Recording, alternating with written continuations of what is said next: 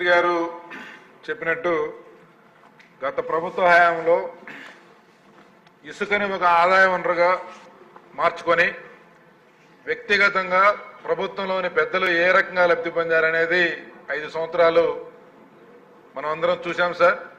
మీరు కూడా చాలా సందర్భాల్లో ప్రజా పోరాటం చేశారు. అయితే వాటన్నిటినీ ఏమాత్రం లెక్క చేయకుండా నిర్లజ్జగా కేవలం డబ్బుల కోసం జేపీ వెంచర్స్ ని అడ్డం పెట్టుకొని మైనింగ్ డైరెక్టర్ వెంకటరెడ్డి గారిని ఒక బొమ్మలాగా వాడుకొని వీరు తెరలేపిన కుట్ర చాలా దారుణం సార్. దీనివలన పర్యావరణ అనుమతులు సక్రమంగా లేవు. గ్రీన్ ట్రిబ్యునల్ రకరకాలుగా అబ్జెక్ట్ చేసింది. ప్రభుత్వానికి కమిటీ అయిన రాయల్టీ కూడా కట్టలేదు.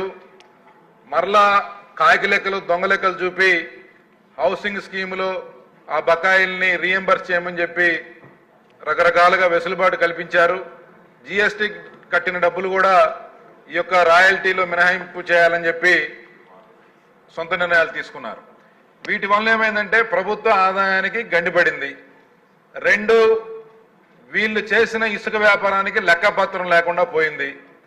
రాష్ట్రంలో వీరికి దాదాపు 100కు పైగా ఇసుక రీచుల్లో అడ్డగోలుగా ఇష్టారాజ్యంగా ఇసుకని వీళ్ళు ఇష్టం వచ్చిన రేటుకి అమ్ముకొని డబ్బులు సంపాదించారు. రాష్ట్ర వ్యాప్తంగా ఉన్న ఏఎంసీ ఆవరణాలు కానీ స్కూలు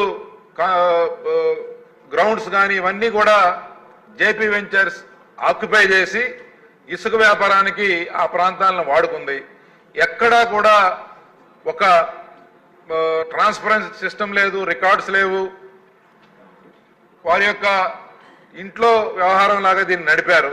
కాబట్టి నేను మీ ద్వారా మంత్రి గారిని రిక్వెస్ట్ చేయటం ఏంటంటే, ప్రభుత్వం ఎప్పుడైనా సరే ఇంత అడ్డగోలుగా వ్యవస్థలను అడ్డం పెట్టుకొని ప్రభుత్వంలోని పెద్దలు పాత్రదారులు సూత్రధారులై ఒకళ్ళిద్దరు అధికారులను అడ్డం పెట్టుకొని ఇంత అడ్డగోలు వ్యవహారం చేస్తే దాన్ని చూస్తూ ఊరుకుంటే భవిష్యత్ తరాలు మనల్ని క్షమించవు సార్. కాబట్టి దీని మీద ఒక కఠినమైన యాక్షన్ తీసుకోవాలి. ఆ ప్రభుత్వానికి రావాల్సిన డబ్బుని ముక్కుబిండి వసూలు చేయాలి. ఈ జేపీ వెంచర్స్ ముసుగులో ఆ బెనామీ సంస్థను అడ్డం పెట్టుకొని దీన్ని వెనక ఎవరెవరు ఉన్నారనేది నిజాలు నిగ్గుదేల్చి ప్రజలకు చెప్పాల్సిన అవసరం ఉంది.